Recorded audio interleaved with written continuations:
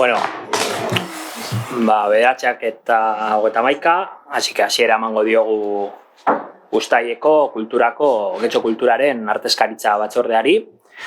Lehenengo puntuan, aurreko bilkuraren aktaren onarpena. Ez dakit esateko horik zeo zer daukazuen. Vale, onartutzat emango dugu akta, baina bai aipatu nahi dizuet. Aurreko hilabetean helarazi genizuen maiatzeko aktak bazuela akats txiki bat, eta konpondu dugula, eta gardentasun atarian zuzen igota dagoela. Eta, hori apunte hori egitarren beste barik. Vale, bigarren puntura goaz. Musika eskolako zuzendaritza taldeko hirukarguren produktibitate osagarriak finkatzeko erabaki proposamenaren onarpena. Ikasketa burutza, idazkaritza eta mintegi koordinazioa. Badakizue onartu genuen erreglamendu berriak jasotzen duela postu berriak hauta daitezkela musika eskolan, eta hauek hautatzerakoan onartuak izan behar dituzte euren soldata osagarriak. Zuzendaritzakoa 2025 urtarrian onartu genuen, eta oraingoan agertzagu ikasketa burutza, idazkaritza eta mintegi koordinadoretzak edo. Irailaren batean, laneratzen direnean, euren soldatetan osagarri hauek jasota izan ditzaten. Zuzendaritza batzordeko 8 kide hauei dagozkien soldata osagarriak jasota daude dagoeneko otsailean onartu genuen LPZ-aren moldaketan, eta baita 2008ko musika eskolako hobekuntza akordioan. Beraz, ez dakite esatekorik daukazuen puntu honetan.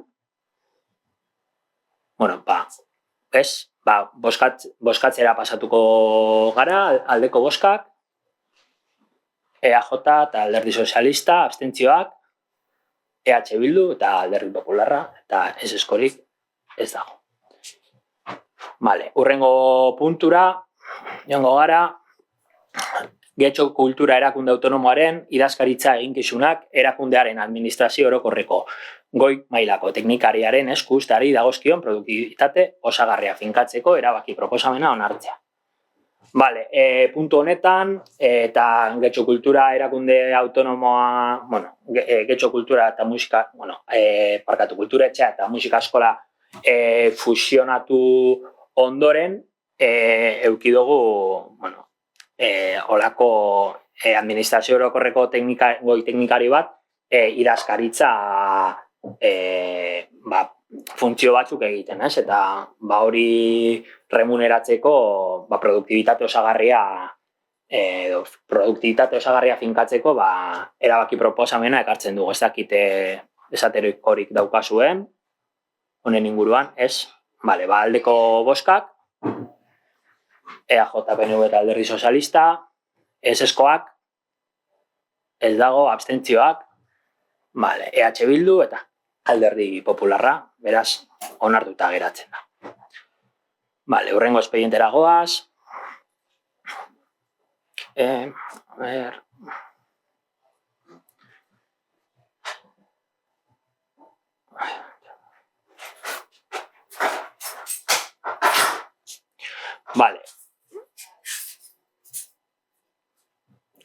Erakunde autonomoko LPZ aldatzeko proposamena onartzea, lehenengo lanpostuari dagokionez.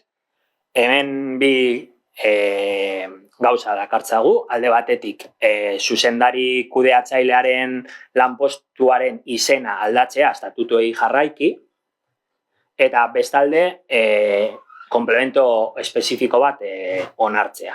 Azkenean fusioaren ostean zuzendaritzak duen gainkarga onartze aldera edo.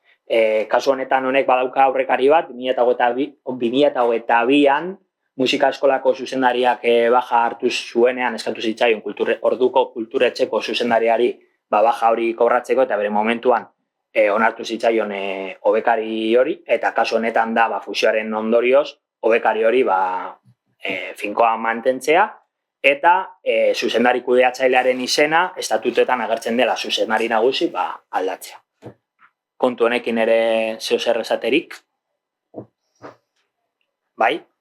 Bai, besterik gabe, jakiteko. Lanpostu hau da, Xabik orain betetzen duena? Bai. Bai, hori da. Logika dauka, bai. Vale, aldeko boskak. EAJ, PNV eta Alderdi Sozialista, abstentzioak, EH Bildu eta Alderdi Popularra, eta aurkakorik ez dago, beraz, onartzen da. Bosgarren puntuan, programazio datuak ekartzen ditugu.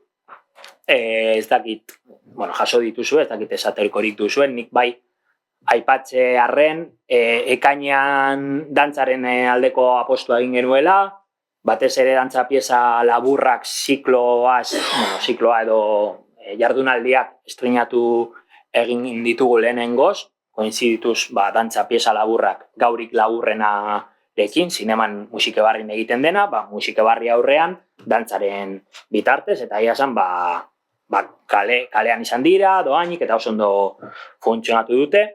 Bestalde, ez daukagu jasaldiaren oraindik balorazio osaturik edo, baina bai aipatzea batez ere oso ondo funtzionatu dutela kaleko ekitaldiek. Eta aipatzea be bai, ekainaren 22an izan genuela estatuko herri antzerki sarien, Juan Mayorga sariaren banaketaren gala musikebarren.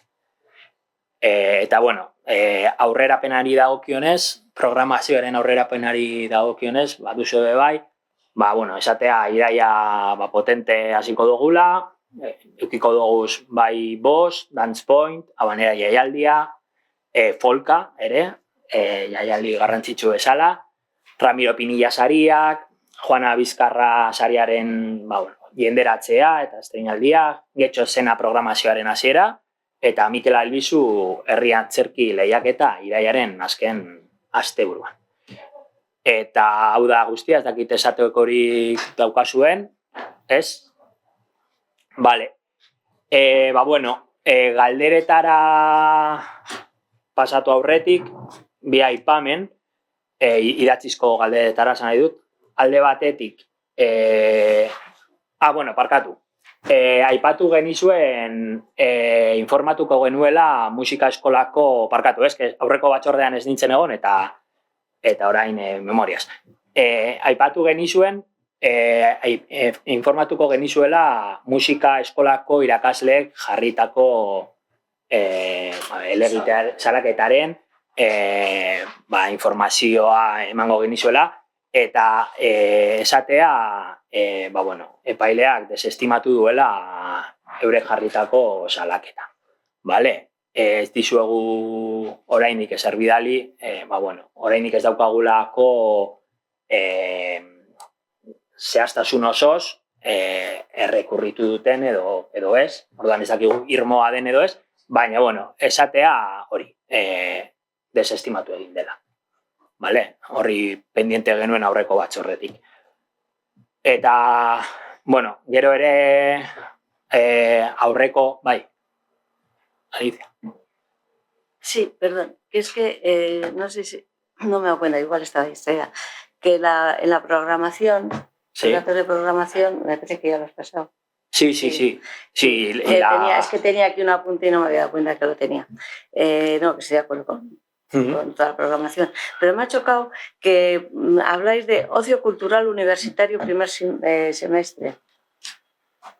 Es la primera vez que oigo hablar de esto en esta junta rectora. Vale. No sé desde cuándo lleváis haciendo, cuánta gente se apunta. Me parece fenomenal que informéis de ello y que se haga. Pero me choca que no se haya hablado nunca de esto. Yo creo que igual, si lo menciono como los cursos de Deusto que hacemos para... Sí. Es eso, realmente lo que pasa que el propio Instituto de Cultura y Ocio, esta es una gestión que durante años se había hecho conveniada, en determinado momento ya se vio que no podía ser un convenio, sino que tenía que ser un contrato, se sacó a concurso, la Universidad de Deusto, el Instituto de Estudios de Ocio ganó el concurso y entonces tienen adjudicado el contrato que consiste en 8 cursos anuales dirigidos al desarrollo del conocimiento, a diferencia de los talleres que hacemos, que son más de esparcimiento, de entretenimiento, etcétera y tal. En este caso sí que son ciclos formativos.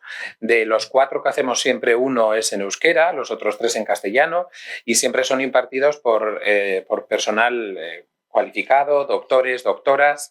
De hecho, ayer mismo di el visto bueno a la programación del siguiente cuatrimestre que comunicaremos en breve. Y son cursos, la verdad, que gozan de muy, muy buena salud. Están llenas las aulas prácticamente y bueno, es cierto que ellos mismos tal vez en la propia adaptación del instituto han reorientado su propio nombre al ocio universitario. Puede que sea eso, el cambio de nombre, pero si no, estos cursos pues tendría que hacer arqueología, pero vamos, podemos hablar tranquilamente de 15 años que se estén dando en las... Era un programa de las aulas de cultura que tenía el aula de cultura en lo que se refiere a cursos, tiene talleres habituales y luego estos cursos, que como decía, se conveniaron en su momento con la Universidad de Deusto. Ya hubo un momento en el que se vio que el objeto del convenio era un servicio y por tanto tenía que ser licitado, se licitó, la universidad ganó la licitación, está en vigor. Pues me acuerdo que en el consejo llevamos a hablar de ello. Me viene ahora a la mente una pregunta de uno de los miembros de H. Bildu en relación a este contrato. Lo miro y si quiere para la siguiente le damos el dato exacto, pero 2-3 años como mucho y lo licitamos para 4 porque, como digo, es un servicio que funciona genial, tiene muy buena recepción y a priori vamos a seguir fomentándolo. Yo no estoy totalmente de acuerdo con ellos, los conozco, pero es que no.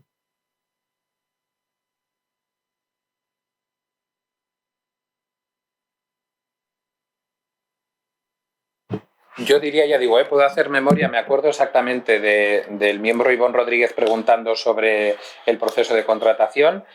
El proceso de contratación es plenamente transparente y público, está en la plataforma, etcétera. Y sobre el resto, digo, no tengo ningún problema, le trasladaré al presidente la información histórica, cuándo se pusieron en marcha, cuántos hemos hecho hasta la fecha, pero vamos, han ido dentro de la comunicación habitual. Sí, no, es que, o sea, vuelvo a repetir, que no me parece mal, lo que me choca es que no se haya hablado de esto. Yo llevo, en este momento son 7 años aquí, además he estado siempre en aula de cultura y nunca había oído de que se estuviese dando y me parece fenomenal. ¿Solo se dan en el aula de Villamonte? Principalmente sí, efectivamente. Es donde se han mantenido. Sobre todo, yo creo que alguna vez ya hemos hablado, ambas aulas, la de Algorta y la de Romo, tienen una ocupación altísima y entonces en Romo tenemos un mayor tejido asociativo y una mayor demanda de asociaciones. Y en Villamonte es donde podemos disponer un poco más de esa otra parte y es como se hace. Pero ciertamente lo que hacemos es, antes de establecer en qué aulas se dan, priorizamos las solicitudes de las asociaciones dentro de la convocatoria anual que se cerró el lunes y en base a eso lo hacemos. Y entonces normalmente siempre terminan en Algorta, sí, y es donde han tenido tradición. Pero no hay ningún problema para en determinado momento trasladarlas a Romo. Vamos. Por en Romo no hay porque se ha hecho poca propaganda.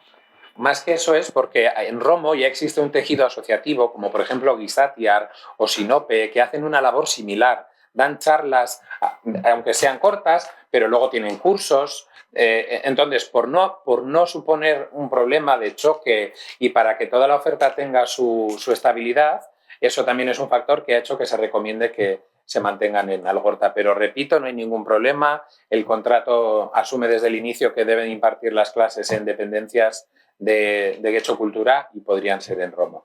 Pero, sin embargo, ese tipo de cursos dados por terceros o asociaciones son mucho más los que tenemos en RKE que en Algorta. ¿Vale? Nada, agradecería que nos mandaran la información. No sé si los otros grupos están interesados.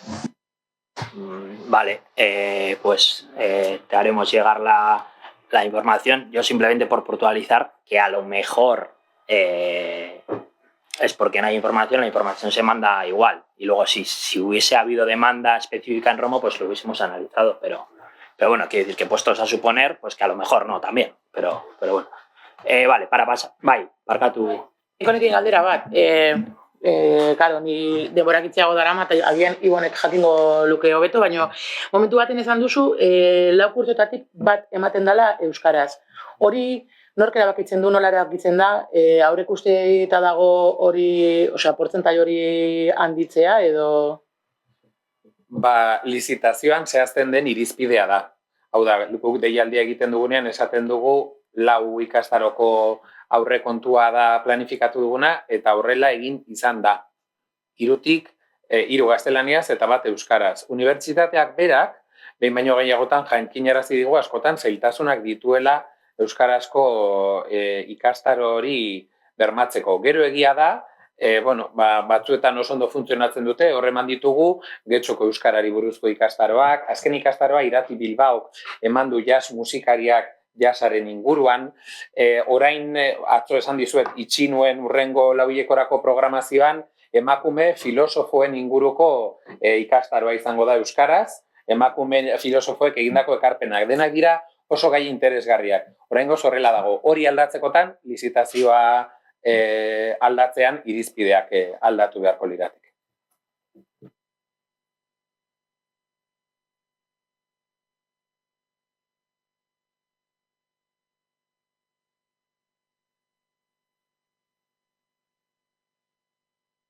Sí, perdón. Decía que antes de empezar con las preguntas por escrito quería hacer dos menciones.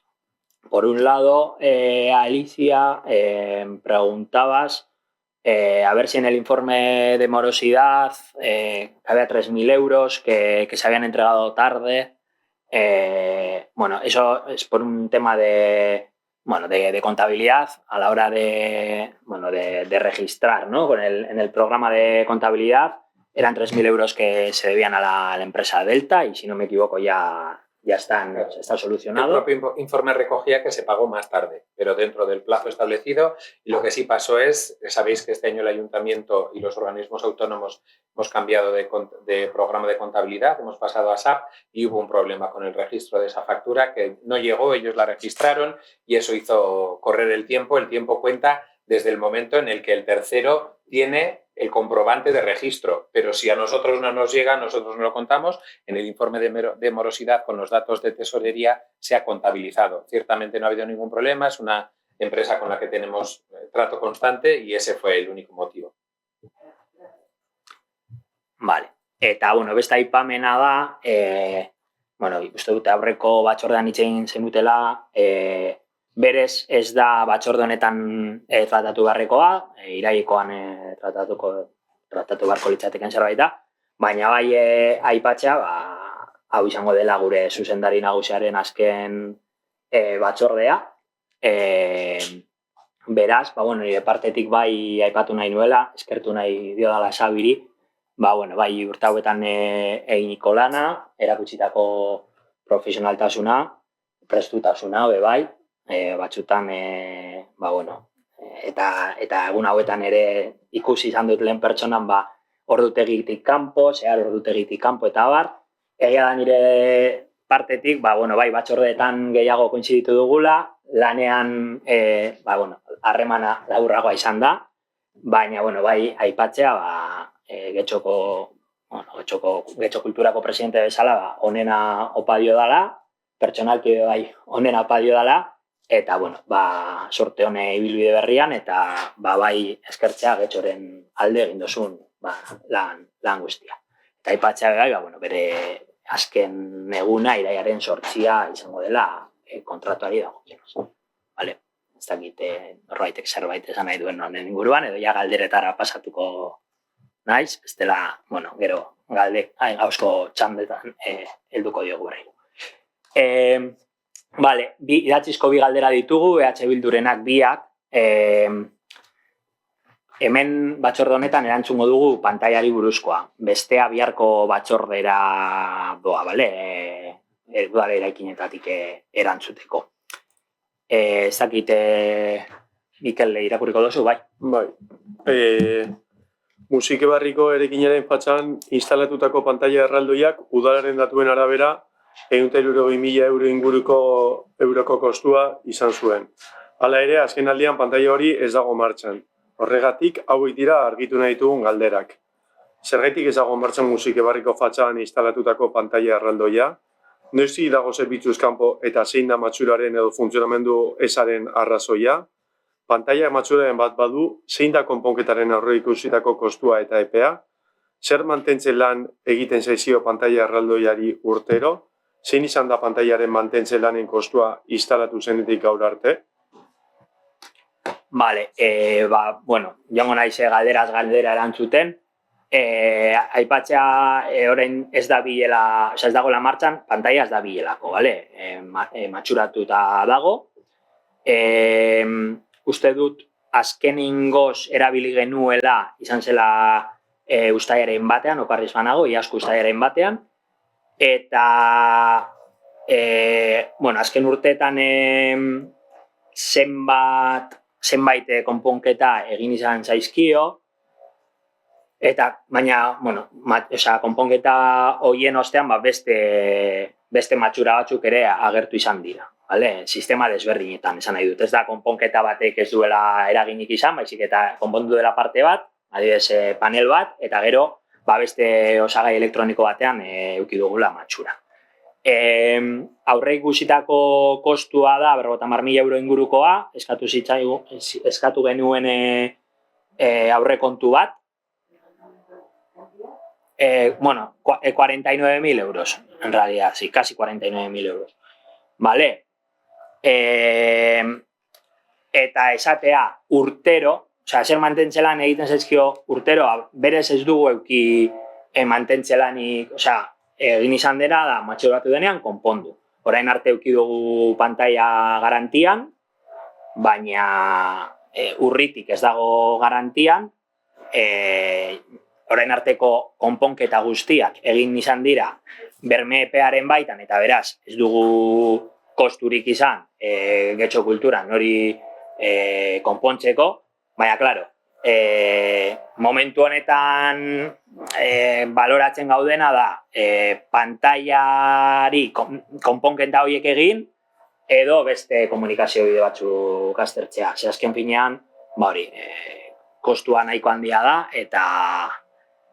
eta hori, ez kostua bakarrik, gero bai mantenimendua egin marko ginio, que ja bermea agortuta dagoelako, eta bebai euskarriak produzitzea pantailarako ere kostu bat daukate, eta azterketa hori egin bitartean, ez gaude pantaila erabiltzen, ez da konpontzen ere erabaki arte zer egin horren inguruan. Ez dakite erantzun dagoen, aipamenik nahi duzun, Mikel? Bai, eskerrik asko, informazioagatik. Hori, orduan, aztertzen duzu igual, beste komunikazio bideak hori izango litzateke pantaila igual kendu edo ez dakizue. Horrendik ez dakigu, izan daitezke asko izan daitezke pantaila berri bat erosi, konpondu, izan daiteke lonak jarri, Arriagan eta Alondigan adibidez, lonekin egiten dute, eta efektiboa da bebai, eta hori aztertu beharko genuke. Bai. Eta, hausko galderen txanda, edo azken aipamenik, ez dakit norbaitek galderarik nahi duen, bai? Sí, hoy precisamente hemos leído que debido a una avería en el sistema de climatización, a partir de hoy y hasta nuevo aviso, la biblioteca de San Nicolás permanecerá cerrada. Esto es hace 22 horas la comunicación. Entonces, ¿cuál es la previsión de arreglo? Y lo mismo pasó en la biblioteca San Nicolás, en la RKE, en la RKE, el 13 de julio pasó lo mismo y el arreglo fue comunicado y fue arreglado el mismo día. En cambio, en este caso, hasta el momento no hemos recibido que se haya arreglado. Sí, decir que recibimos por parte de los trabajadores pues la constancia de que estaba habiendo efectivamente temperaturas muy elevadas. Se llamó a la empresa Giroa, que es la que tiene el contrato de mantenimiento de la climatización. Y en el caso de la RKE, es verdad que desde que comunicamos a que se reparó, creo que fue una cuestión de horas, la reparación, un par de horas, eso es, y encima fue al mediodía, la incidencia fue mínima. En el caso de San Nicolás, es verdad que recibimos la queja debido a que estuvieron en Romo, pues fueron al día siguiente a San Nicolás y han comprobado que pues el sistema de climatización es más viejo, si no me equivoco. Tienen una pieza, tienen que sustituir una pieza. Y sí, muy positiva. Vale, bueno, pues Avi tiene. Si permite el señor presidente, de última hora. Me acaban de indicar que desconocíamos la fecha de reparación. Ayer constataron que la reparación era bastante difícil y entonces hoy a las 8:30 de la mañana se han presentado ya edificios municipales con personal de la empresa de climatización para instalar una nueva máquina de aire. Entonces, en estos momentos la están instalando. Entonces, si todo va bien, esperamos que la incidencia estará resuelta. Vale, sí, eso. Comentar que sí que nos han hecho saber que al final estos meses los sistemas de climatización están funcionando pues a tope por todo lo que todos sabemos, ¿no? Y bueno, pues ha coincidido que en 2 días consecutivos ha habido 2 fallos en diferentes sistemas, pero bueno, que ha sido fruto de la casualidad y que ya está, pues eso, como se acaba de indicar, ya está resuelto. Vale, ez dakite zerbait gehiago esatekorik, ez? Bueno, sí? No? Vale, bueno. Bai, hori, Xabi, eskerrik asko, eta ondo pasa batzordekideoek, ondo pasa oporretan, eta irailean egongo gara horrengo batzordean, bai? Venga.